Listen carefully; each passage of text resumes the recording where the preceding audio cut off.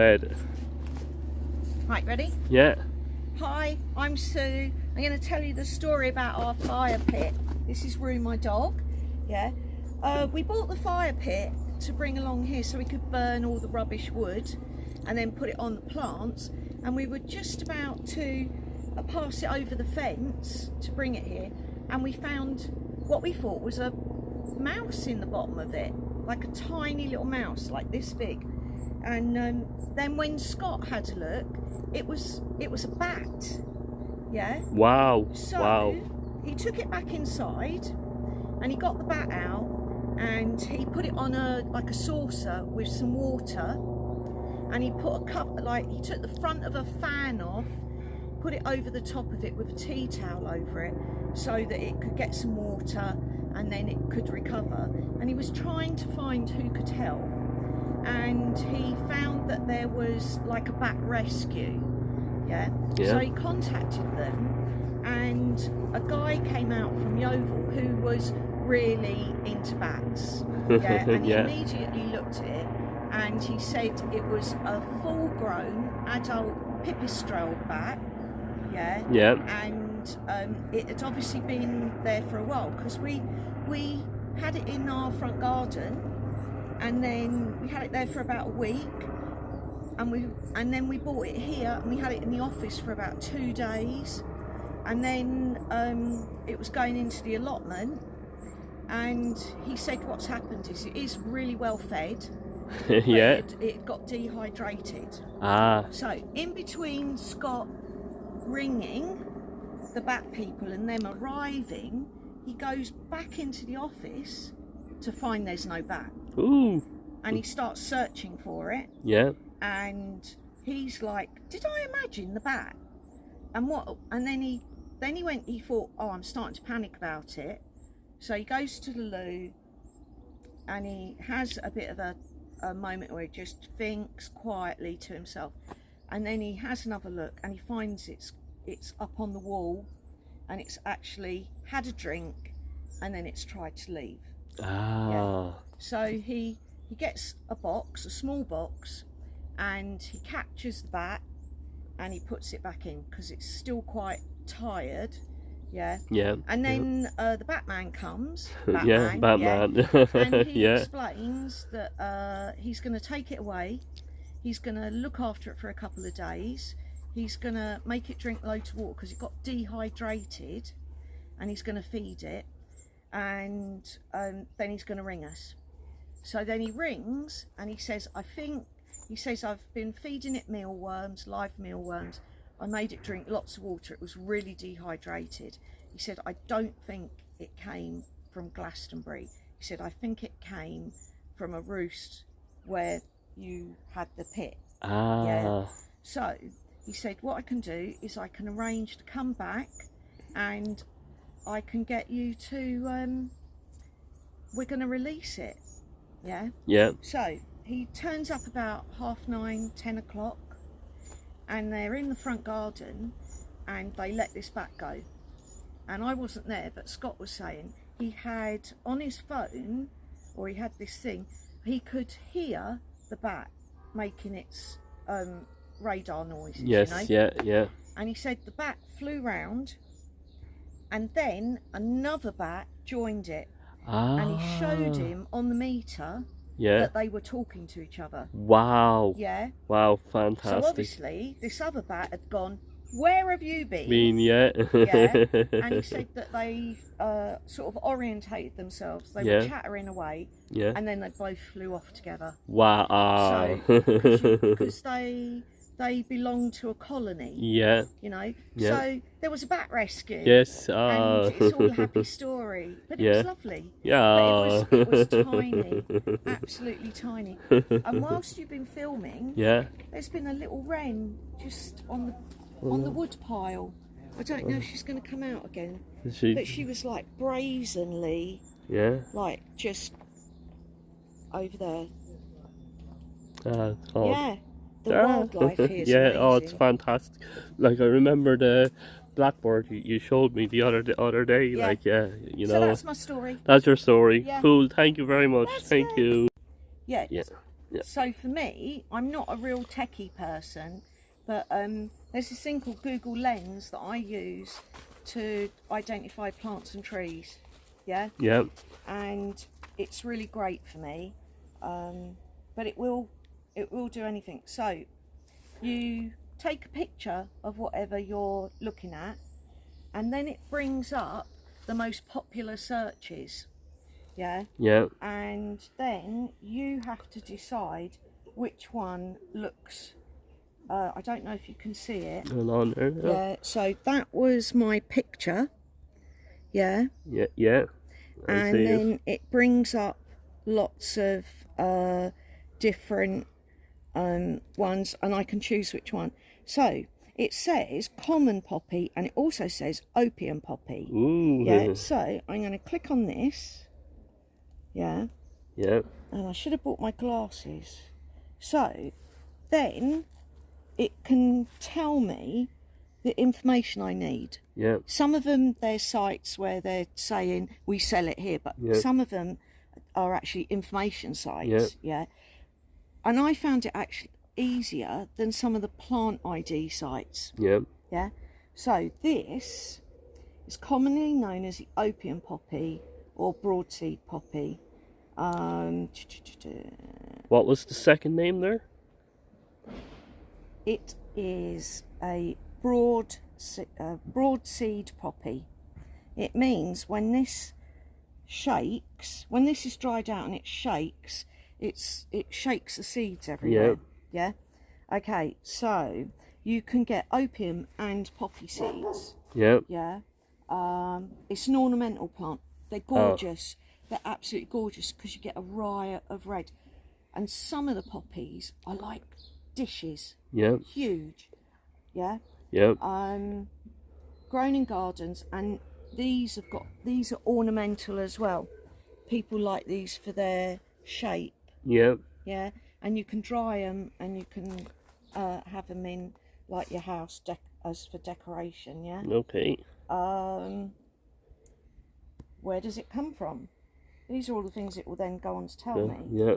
Yeah. And where does it come from? It comes from ancient Mesopotamia. Okay. So that's Iraq and Kuwait. Yeah. And it was first recognised 5000 BC. To see. Wow. Wow. Pretty cool. And they're here in Glastonbury, so They're everywhere. they're everywhere. And the reason they're everywhere is because opium, you get morphine from opium. Yeah. Yeah. Yeah. And that has been an accessible painkiller for people right across the world. That's its benefit to like people, like everyone, animals when they're in pain as well. But it's also a downfall because then you've got the opium side of it. Okay. Yeah. Yeah. Yeah. And I know that one of the girls on the project, she knows how they get the opium. They somehow score it. They score the seed head, and the fluid that comes out of it is the opium, and it dries, and then they scrape it off. Okay. But I'm not an expert on that. Okay. You'd have to talk to someone else. It's like there are plants in history that have really changed the world. Yeah. It's like palm oil. Yeah. Yeah, it has bought it's like a what it produces is an oil that is a lubricant, a cold lubricant for machinery, which has meant a lot of things could be designed and engineered based on cold oil. Yeah. Yeah. But growing palm oil is really awful for the world, you know. Yeah. Yeah. Because they tear up like native trees and environments just for these massive sort of wastelands of palm oil. Yeah. So, and I can say that I've tried to eat a palm heart in France. It's the most disgusting thing I've ever tasted. Wow. Yeah, but people must have been really hungry to eat them. Yeah. Yeah. You know? Yeah. That's it. Wow. That's the wow. poppy. Poppy. Yeah. Yeah. And can you tell us about this this wonderful tree here? Oh, do you want me to do it on Google Lens? It's Yeah. a willow. Why not? Yeah, and there's lots of different willows. Yeah. Yeah. It's not the Whomping Willow then in Harry Potter, no? Oh, I don't know. Right, here goes. What you have to do is get a leaf or the bark on this, I found, to make it work. So, this is me getting my ID. So I'm closing in on that. What I need is a stem and the leaf shape, yeah? Yeah. Tap it. Yeah. Now, Yeah. I can ask it to just give me text. Yeah. Or I can ask it to, obviously when people are doing courses, for my homework, how to sort my homework questions out. Or I can translate it, I don't want to do that, I just want to find out about it, So, oh, no, it's not a white willow, it can't be a white willow. There's lots and lots of different willows. But this is another really fascinating fact about willows. Do you know what medicine you get out of a willow? I have no idea. Go on, have a guess. Oh, I really commonly used. I know nothing about about aspirin. Aspirin. Aspirin, which was a painkiller for the masses. Wow. And for example, deer will chew willow if they're not feeling very well. Yeah. It's just like wow. It's got so many uses. So that's why I like to sit in the pond in the upper pond in the abbey with the big willow tree. So I don't know how many different kinds of willows there are, but there's loads. I know that in this area, and its matching area in Vendée in France, they didn't have roads because it was marshland. They planted literally along in the marshes. They made roadways, but it was canals. And they lined them with willow, and the willow will suck up so much water. It starts to dry out the area, and then it holds the riverbanks together. And they you can see that in Somerset. But it's commonly thought that willows don't mind being, when there's the floods. And that they don't mind being 15 foot underwater. When it floods down the wetlands and things. They like the water. They get stressed. But it's, you can get curly leaved, white leaved. It's really, and it's, And they can you often split when they get really big? They split, and you see them. They've fallen down on the roadside. But they coppice them. And then there's, I think they heat them in like a bath of water. I don't know what it is. I went to the Willow Centre. But you can't just use green willow for baskets. Because it's still alive, and given the chance and the situation, it will just grow. If I take one of these sections off like this, stick it in the ground, it will make another tree. And it's quite invasive when it's like that. But if you treat the stems that come off of it, they use them for basket weaving, and it's a dying craft. Oh. You want to go to the Willow Centre? Where is that? Hang on, I need to stop it because I need to find out where. If you go to the Willow Centre down on the wetlands, they've got the whole place where they grow it, they harvest it, where they make the baskets, where they sell it. They do baskets, chairs, hampers. They do coffins. And if you go into they do tours. And if you go into the room where the basket weavers are, you're literally looking at a scene that is exactly the same like 400 years ago. Wow. They're seated on the floor, and they've got their working areas, and they get paid by piece. So, wow. it's worth going to Okay, see. Yeah. that's a note for the diary then. Yeah. So yeah. Yeah. And can you tell me about these magnificent big leaves here? What plants they are? Those are big Mac pumpkins. Wow. Yeah. Gemma from the Zing Somerset Yeah. project, she's really into, she's got an allotment. Yeah. She's really in, she does lots of food projects. Yeah. Yeah, healthy Yeah. eating, healthy living. Yeah. And she said she came down, and Yeah. I think she might be coming down this week. Okay. She said, would we like some Big Mac pumpkins? Wow. Yeah. Right? Yeah. And are they the pumpkins that you can grow really, really big? yeah, they are. Oh, okay, If you feed them, and they have lots of baby pumpkins. These yellow flowers, when they pollinate, yeah, wow. they become a pumpkin. Yeah, Yeah. you got that? Yeah, got Right. that. Okay, but let me show you one. Right. So this one's pollinated, Ooh, yeah. and we see have a that? pumpkin.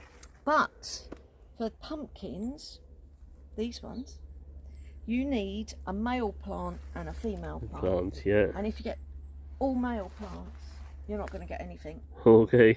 All right? Yeah. So we have got these, and along the stem, they will produce loads of flowers. Do you see them?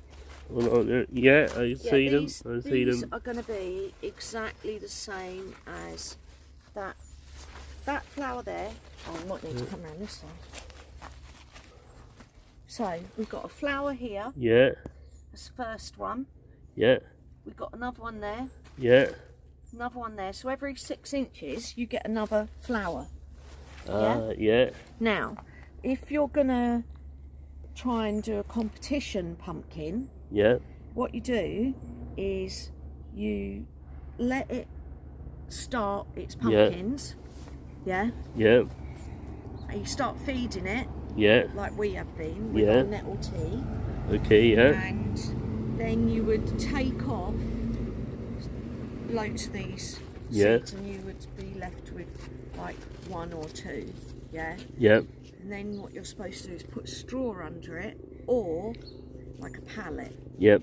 because when they go really big, you feed them, Yep. and water them regularly. Okay, yeah. They can get up to 300 pounds in weight.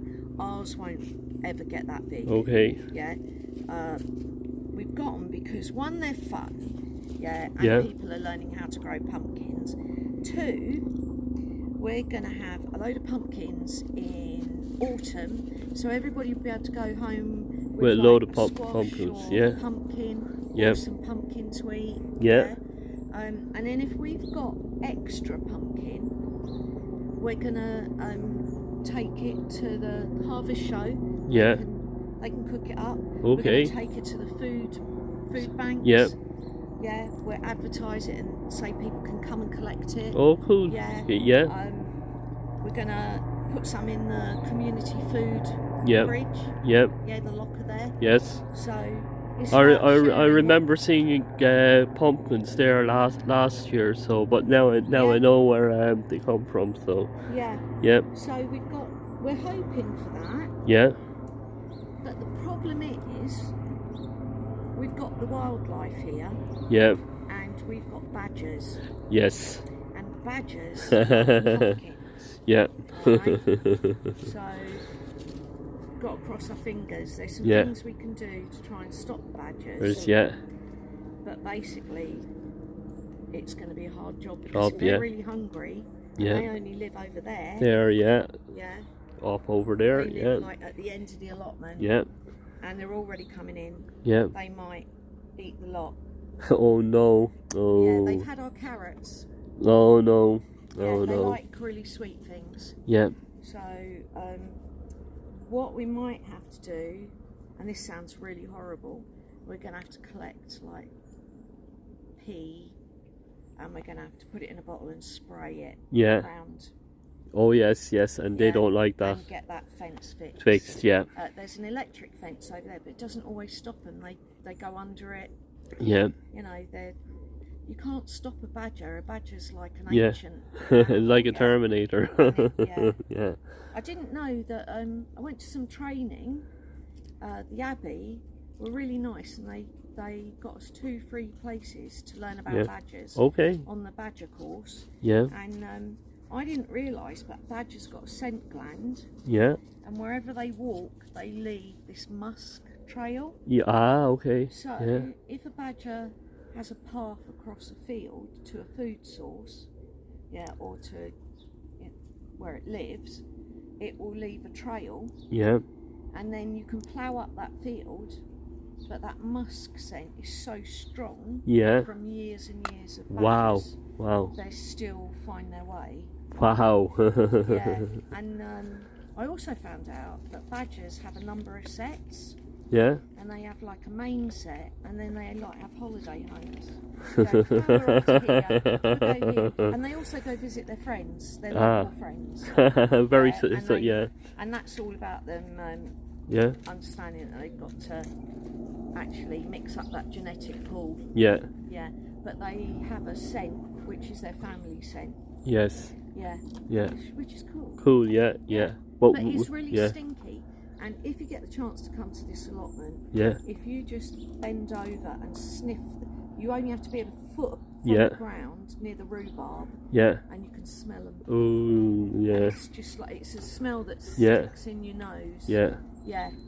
So we have to learn a eco-friendly way to protect the pumpkins from the badgers. Yeah. Yeah.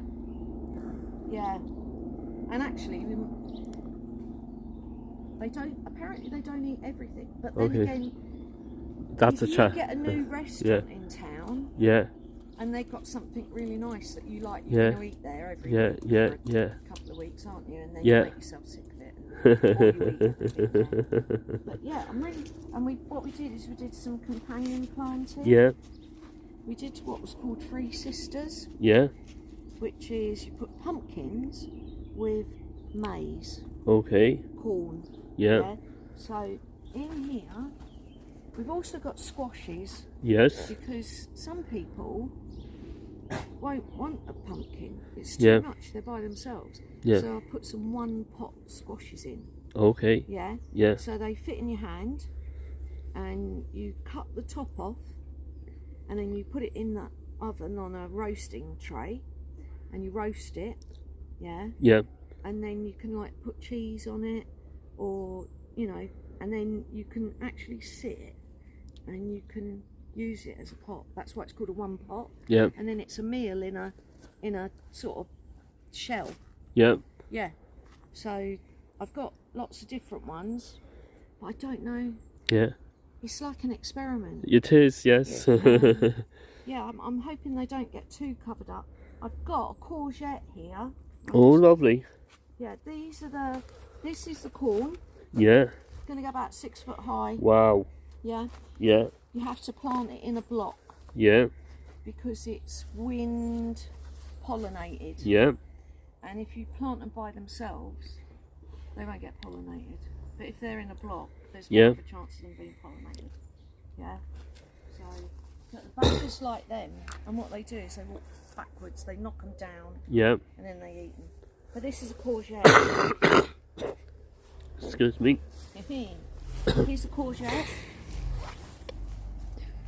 Alright, that one is the pumpkin. But these are one of my favourite plants, vegetables, because they just grow. You don't have to do a lot. Yes. And they look lovely. You can put them in a flower bed. Yeah. And they look really nice. And these, that's the flower. It's like a pumpkin flower. Can you see it? I can see it. There. Yeah. And then that pollinates. And then this bit here, the yellow bit, that is your courgette. And it will probably grow about that long, and then I'll harvest it. Yeah. So I've put lots of different courgettes in, round ones, green ones, really dark green ones, because they're just really nice, and then you can eat them. Do you know what I mean? You can chop them up and put them in all sorts. Yeah. Yeah, they're really lovely. you know. People have been doing that spiralising with them, haven't they? They Yeah. cut them up and use them instead of spaghetti to Yeah. cut down their calories and their carbs. But they're, yeah. I also like zucchini. Yes. That's lovely. Yeah. So, yeah, and that's our patch. Yeah. And well, hopefully the beans should be coming up soon. And this is what the the American Indians used to do? They used to plant maize, beans and pumpkins together. Okay. Okay. And they all help each other. Yeah. Yeah. The pumpkins stop the weeds. Yes. They cover the ground. Yeah. The maize comes up and Yeah. provides a beanstalk. Yeah. Like a cane Yeah. bean Yeah. to go up. Yeah. Yeah. It's called Three Sisters. Okay. Yeah? Yeah. Yeah. Learn something new It's every just day. a different way of, and you can, plants can be a bit like people, Yeah. right? Some people get on when they're next to each other and Yeah. some people don't. Don't. Yeah. So you can go online and you can, like, even Pinterest will Yeah. give you lists of plants you don't put together Okay. because they don't get on and they don't do well. You Yeah. know? And then there's other plants that grow really well together. Yeah. Yeah. So like I forgot. You put onion seeds in. Yeah. And then you put radish. But radish show you where you've put your onions. Yeah. Yeah. It's like a marker, but they're really productive. Yeah. And again, that's quite bushy. It'll stop the weeds. Yeah. Okay. Cool. Okay. Okay. Thank you. That's cool. Do you want a raspberry?